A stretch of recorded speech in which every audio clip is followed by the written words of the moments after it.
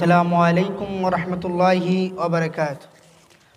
الحمد لله نحمده ونستعينه ونستغفره ونعوذ بالله من شرور أنفسنا ومن سيئات أعمالنا. من يهده الله فلا مضل له ومن يضلله فلا هادي له. ونشهد أن لا إله إلا الله وحده لا شريك له ونشهد أن وسيدنا ومولانا وشفينا وحبيبنا محمد صلى الله تعالى على خير خلقه محمد وعلى آله وصحبه أجمعين. أما بعد، قال الله تعالى في القرآن الكريم: ولكل أمة جعلنا مناسكا ليذكروا اسم الله على ما رزقهم من بهيمة الأنعام. وقال الله تعالى في القرآن الكريم أيضا: إنا أعطيناك الكوثر فصل لربك وانحر. সমস্ত প্রশংসা সেই মহান রব্বুল আলামিনের দরবারে, যিনি আজকে আমাদেরকে এই কুরবানির দিনে, ঈদুল আজহার এই বরকতময় দিনে, মুসলমানদের এই উৎসবের দিনে আমাদেরকে ঈদগাহে একত্রিত হওয়ার তৌফিক দান করলেন। সেই মহান রব্বুল আলামিনের দরবারে লাখ কোটি শুকরিয়া আদায় করছি। সকলে বলি আলহামদুলিল্লাহ। দরুদ ও সালাম পেশ করছি সাইয়্যিদুল মুরসালিন খাতামুন নবিয়্যিন হযরত মুহাম্মদ সাল্লাল্লাহু আলাইহি সাল্লাম, তার আহলে বায়াত, তার আসহাবে কিরাম সহ খলাফা রাশিদিন, তাবে তাবেঈ সহ কিয়ামত পর্যন্ত যত মুমিন মুমিনাত আসবে সকলের প্রতি আমরা দরুদ ও সালাম পেশ করছি। সকলে বলি সাল্লাল্লাহু তাআলা আলা খায়রি খালকি মুহাম্মাদিন ওয়া আলা আহলি বাইতিহি ওয়া আলিহি ওয়া সাহবিহি আজমাইন আমান তাবিআহুম বিইহসানিন ইলা ইয়াউমিদ্দিন। আজকে আমরা এমন একটি দিনে এই ঈদগাহে একত্রিত হয়েছি যে দিনটাকে বলা হয়েছে ইয়াউমুন নাহর, কুরবানির দিন বা ঈদুল আজহার দিন। হযরত আদম আলাইহিস সালাম থেকে শুরু করে হযরত মুহাম্মদ সাল্লাল্লাহু আলাইহি ওয়াসাল্লাম পর্যন্ত প্রত্যেকটা নবী এবং রাসূল তারা এই কুরবানির এই গুরুত্বপূর্ণ ইবাদতটা তারা পালন করে এসেছেন। সেই ধারাবাহিকতায় প্রত্যেক নবী আলাইহিমুস সালামগণের যে স্মৃতি বিজড়িত যে ইবাদত এবং তারা যে ইবাদতটা করেছেন তারই ধারাবাহিকতায় আমরাও আজকে এই ঈদগাহে একত্রিত হয়েছি মহান আল্লাহ রাব্বুল আলামিনের নির্দেশ বাস্তবায়নের লক্ষ্যে। সে কথায় আল্লাহ রাব্বুল আলামিন পবিত্র কোরআনে বলছেন: ওয়ালিকুল্লি উম্মাতিন জাআলনা মানাসিকান, আর আমি প্রত্যেক জাতির জন্যই এই কুরবানির দিন, এই কুরবানিটাকে আমি প্রত্যেক জাতির জন্যই রেখেছিলাম। লিয়াজকুরা ইসমাল্লাহি আলা মা রাযাকাহুম মিন বাহিমাতিল আনআম, অর্থাৎ আল্লাহ রাব্বুল আলামিন তাদেরকে রিজিক হিসেবে যে পশুগুলো দিয়েছেন সেগুলো তারা আল্লাহর নাম উচ্চারণ করে আল্লাহর জন্যই এই দিন তারা কুরবানি করবে।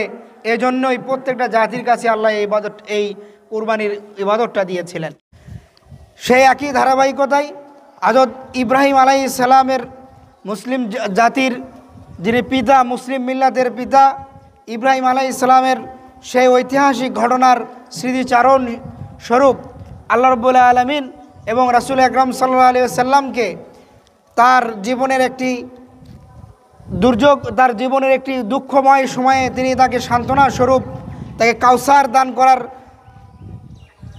সুসংবাদ দান করে তিনি তাকে নির্দেশ দিয়েছিলেন এই কুরবানি করার, এবং কুরবানির বিধানটা থেকে দিয়েছিলেন যে ইন্না আতাইনাকাল কাউসার ফাসাল্লি লিরাব্বিকা ওয়ানহার, যে আমি আপনাকে কাউসার দান করলাম আর আপনি এই শুকরিয়ায় আপনি কি করুন, আপনি সালাত আদায় করুন এবং আল্লাহর জন্য নহর করুন, অর্থাৎ কুরবানির পশু রক্ত প্রবাহিত করুন।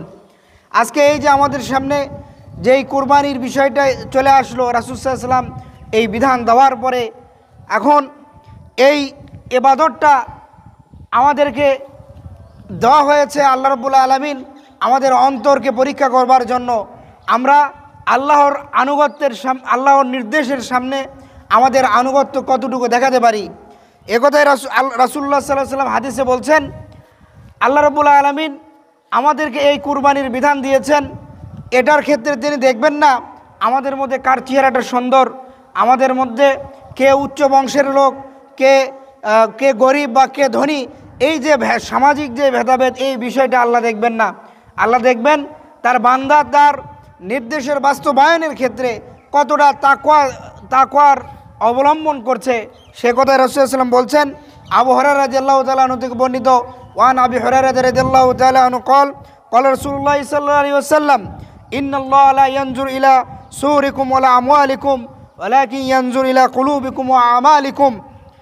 যে আল্লাহ রাব্বুল আলামিন তোমাদের ধন সম্পদ, তোমাদের চেহারা এগুলোর দিকে দেখবেন না, তিনি দেখবেন তোমাদের অন্তরে কি আছে, তোমরা এই ইবাদতটা আল্লাহর জন্য করছো কিনা, এই ইবাদতের মূল উদ্দেশ্য কি, মানুষের সামনে নিজেকে শো অফ করা যে আমি এত এত টাকার এত বড় গরু বা এত বড় একটা ছাগল বা এই ধরনের যে আমার যার পশুর দাম বেশি, এই বিষয়গুলো আল্লাহ দেখবেন না। মূলত এই কুরবানির বিধানটা হচ্ছে আমরা যাতে আল্লাহর নৈকট্য লাভ করতে পারি, আমাদের আত্মত্যাগ, ইব্রাহিম আলাইহিস সালাম যেভাবে নিজের আত্মত্যাগ করেছিলেন, প্রত্যেকটা নবী এবং রাসূলগণ আল্লাহর নির্দেশের বাস্তবায়নে নিজেরা যে আত্ম উৎসর্গ করেছিলেন, এবং একই সাথে আমাদের মুসলিমদের মাঝে যে ভ্রাতৃত্ববোধ, এটাকে আরও সুদৃঢ় করার, সৌহার্দ্যপূর্ণ সম্পর্ক, সাম্য মৈত্রীর যে বিধান, সম্প্রীতির আমাদের মাঝে বন্ধনটাকে দৃঢ় করার জন্য এই ধরনের কর্মকাণ্ডকে সুমহান মহিমায় ভাস্বর করবার জন্য এই কুরবানির বিধানটা আমাদের কাছে এসেছে। আল্লাহর প্রতি আস্থা রেখে এই আস্থাটা হবে অবিচল এবং দৃঢ়, এরকম একটা আস্থা আমাদের অর্জনের অন্যতম একটা ক্ষেত্র হচ্ছে এই কুরবানির। কারণ আমরা আল্লাহর প্রতি আস্থা রেখে আল্লাহকে খুশি করার জন্য আমরা এই কুরবানি করছি, এবং আমাদের আল্লাহর প্রতি এই দৃঢ় বিশ্বাস আছে যে আল্লাহ আমাদের এটা কি করবেন, এই কুরবানিটা তিনি অবশ্যই কবুল করবেন। একই সাথে আমাদের জীবন, আমাদের মরণ, আমাদের নামাজ, আমাদের কুরবানি সহ যে অর্থাৎ জীবনের আমরা যে পৃথিবীতে আগমন করলাম, এখান থেকে আমাদের মরণ পর্যন্ত এই যে আমাদের পুরো জিন্দেগিটা, এই জিন্দেগিটা একমাত্র আমাদের আল্লাহর জন্যই আমাদের এই জিন্দেগিটা কাটাতে হবে। আল্লাহর নির্দেশের অনুযায়ী আমাদের এই জীবনটাকে পরিচালনা করতে হবে। সে কথা আল্লাহ রাব্বুল আলামিন পবিত্র কোরআনে স্মরণ করে দিয়ে বলছেন, রাসূল সাল্লাল্লাহু আলাইহি ওয়াসাল্লামকে বলছেন যে আপনি আপনার উম্মতকে বলে দিন, কুল ইন্না সলাতি ওয়া নুসুকি ওয়া মাহইয়ায়া ওয়া মামাতি লিল্লাহি রাব্বিল আলামিন। যে হাবিব, হে আমার হাবিব, আপনি বলে দিন আপনার উম্মতকে যে তারা যেন এ কথার ঘোষণা দেয় যে আমার সালাত, আমার কুরবানি, আমার জীবন, আমার মৃত্যু সব কিছুই একমাত্র আল্লাহর রাহে, আল্লাহর জন্যই। তো আজকে আমরা যেহেতু এই যে কুরবানি দিচ্ছি, এটার উদ্দেশ্য হলো আমরা আল্লাহর কাছে পুরস্কার পাবো। সেই পুরস্কারের ধরনটা কেমন হবে, এই যে আমরা আল্লাহর নির্দেশের সামনে তার যে আল্লাহ আমাদেরকে নির্দেশ দিয়েছেন, যে আমরা শুনেছি যে সামি'না ওয়া আতা'না, যে আল্লাহ আমাদেরকে নির্দেশ দিয়েছেন যে তোমাদের সবচেয়ে সুন্দর খুদবিহীন পশুটাকে তোমরা আমার জন্য কুরবানি করবা। আমরা নির্দেশ পেয়েছি, আমরা আমাদের সম্পদ থেকে, নির্দিষ্ট পরিমাণ সম্পদ থেকেই যে আল্লাহর জন্য যে আমরা এই কুরবানি করছি, এর পুরস্কারটা কেমন, এর পুরস্কারটা এ কথা আল্লাহ রাব্বুল আলামিন ইব্রাহিম আলাইহিস সালামের ওই ঘটনার ওই আয়াতেই তিনি বলে দিয়েছেন। ইব্রাহিম আলাইহিস সালাম যেভাবে এবং ইসমাইল আলাইহিস সালাম আলাইহিমুসসালামগণ তারা যেভাবে আল্লাহর নির্দেশের সামনে পরিপূর্ণ আনুগত্য করেছিলেন, এবং তার এই রকম যদি আনুগত্য আমরাও দেখাতে পারি আল্লাহর জন্য, তাহলে আল্লাহ রাব্বুল আলামিন তাদের জন্য যে ধরনের মহা পুরস্কার রেখেছিলেন, সে ধরনের পুরস্কারে আমরাও ভূষিত হব। সে কথায় আল্লাহ বলছেন, ইয়া বুনাইয়া, ইব্রাহিম আলাইহিস সালাম যখন তার সন্তানকে বললেন, ইয়া বুনাইয়া ইন্নী আরা ফিল মানামি আন্নী আযবাহুকা ফানজুর মাজা আন্নী আযবাহুকা, তখন ইব্রাহিম আলাইহিস সালাম বললেন ফানজুর মাজা তারা, তখন তার পুত্র ইসমাইল আলাইহিস সালাম বললেন, ইয়া আবাতিফ আল মা তু'মারু সাতাজিদুনি ইনশাআল্লাহু মিনাস সাবিরিন, যে তিনি বললেন আপনি আপনার প্রতি আল্লাহর যে নির্দেশ দিয়েছেন আপনি সেটার বাস্তবায়ন করুন, আর আল্লাহর নির্দেশ পালনের ক্ষেত্রে আপনি আমাকে একজন ধৈর্যশীল বান্দা হিসেবে পাবেন। তার মানে এখান থেকে আমাদের যে শিক্ষাটা, সেটা হলো আল্লাহর নির্দেশ পালন করতে গিয়ে যদি আমাদের মনে হয় যে এটা আমাদের কষ্ট হয়ে যাচ্ছে, এরপরও সবরের মাধ্যমে আল্লাহ ওই বিধানটা আমাদেরকে পালন করতে হবে। যদিও বা আল্লাহ রাব্বুল আলামিন পবিত্র কোরআনে বলে দিয়েছেন, আল্লাহ কোনো বান্দার উপরে তার সাধ্য অতীত কোনো কিছুই চাপিয়ে দেননি, অর্থাৎ আল্লাহ বান্দাদের জন্য যে ধরনের ইবাদত দিয়েছেন, যে আমলগুলো দিয়েছেন, এগুলো বান্দা যাতে পালন করতে পারে সেইভাবেই তিনি দিয়েছেন, অর্থাৎ বান্দাদের জন্য কষ্টকর হয় এরকম কোনো আমল আল্লাহ দেননি। এই যে আত্মোৎসর্গের চরম যে দৃষ্টান্ত, আত্মত্যাগের যে দৃষ্টান্ত তারা পালন করেছিলেন, এভাবে যদি আমরা আল্লাহর নির্দেশের সামনে আল্লাহ আমাদেরকে নির্দেশ দিয়েছেন আমাদেরকে ইসলাম আমাদের পুরো জীবনে মানতে হবে, আমাদের সমাজে, আমাদের রাষ্ট্রে, পুরো বিশ্বে ইসলামকে আমাদের মানতে হবে। এইটা যদি আমরা মানতে পারি, ঠিক যেমনি হবে আজকে পৃথিবীর বিভিন্ন দেশে দেশে মুসলমানেরা আল্লাহ রাব্বুল আলামিনের বিধান বাস্তবায়নের জন্য তাদের জান প্রাণ উৎসর্গ করছে, সেভাবেও যদি আমরা ইসলামী নিজাম বাস্তবায়নের জন্য ইসলামী ব্যবস্থায় আমরা আমাদের সমাজে, আমাদের রাষ্ট্রে, এই পুরো বিশ্বে যাতে আমরা এটা পালন করা, এটা বাস্তবায়নের জন্য যদি আমরা চেষ্টা করি, ঠিক সেভাবেই আমরা আল্লাহর কাছ থেকে পুরস্কৃত হব। আল্লাহর কাছ যেমনভাবে ইব্রাহিম আলাইহিস সালামকে আল্লাহ রাব্বুল আলামিন পুরস্কৃত করেছিলেন, সে কথা আল্লাহ রাব্বুল আলামিন পবিত্র কোরআনে বলছেন, ওয়া নাদাইনাহু ইয়া ইব্রাহিম ক্বাদ সাদ্দাকতা রুয়া ইন্না কাযালিকা নাজজিল মুহসিনিন ইন্না হাযা লাহুল বালাউল মুবিন ওয়া নাদাইনাহু বিযাবহিন আযীম। যে আল্লাহ বলছেন, আর আমি তখন ইব্রাহিমকে ডাক দিয়ে বলেছিলাম যে ইব্রাহিম আলাইহিস সালাম, আপনি আপনার যে স্বপ্নটা আমি আপনাকে দেখিয়েছিলাম, যে নির্দেশ, এটার আপনি বাস্তবায়ন করেছেন, এবং এইভাবেই আমি আমার মহসিন বান্দা যারা সৎকর্মশীল বান্দা, তাদেরকে আমি পরীক্ষা করে থাকি, এবং এই পরীক্ষার মাধ্যমে তাদেরকে আমি পুরস্কৃত করে থাকি।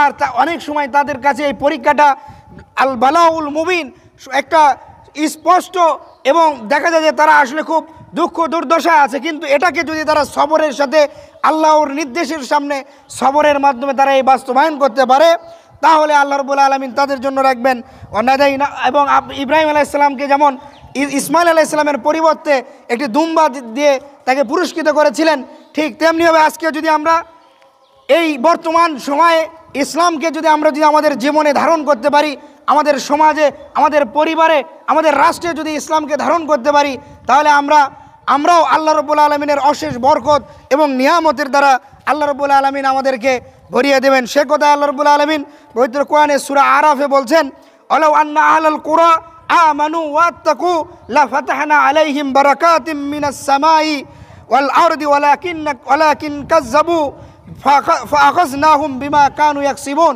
আল্লাহ বলছেন, ওয়ালাউ আন্না আহলাল কুরা আমানু ওয়াত্তাকু, যদি কোনো জনপদের মানুষেরা আল্লাহর প্রতি ঈমান আনে এবং আত্তাকু, তারা তাকওয়া অবলম্বন করে, অর্থাৎ আল্লাহ রাব্বুল আলামিনের বিধান নিজেরা তাদের জনপদে বাস্তবায়ন করে, তাহলে আল্লাহ রাব্বুল আলামিন আল্লাহ বলছেন, লা ফাতাহনা আলাইহিম বারাকাতুম মিনাস সামাই ওয়াল আরদ। আল্লাহ রাব্বুল আলামিন আসমান থেকে যেমন তাদের জন্য বরকত নাজিল করবেন, তেমনি জমিনকে তাদের জন্য উন্মুক্ত করে দেবেন। জমিনের যত বরকত আছে, যত ধন সম্পদ আছে, সেগুলো তাদের জন্য উন্মুক্ত করে দেবেন।